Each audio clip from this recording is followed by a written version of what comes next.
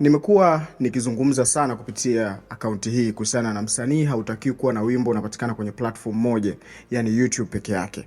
At least nyimbo zako zipatikane kwenye digital platform zote, huko Deezer, Spotify, Boomplay, Audiomack na sehemu nyingine zote, hakikisha wimbo wako unapatikana. Lakini shida imekuwa kuna wasanii wengi sana hawajui hata hizo nyimbo huko zinaendaje.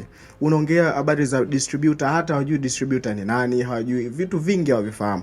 Na wengine pia walitumia distributors ambao sio sahihi.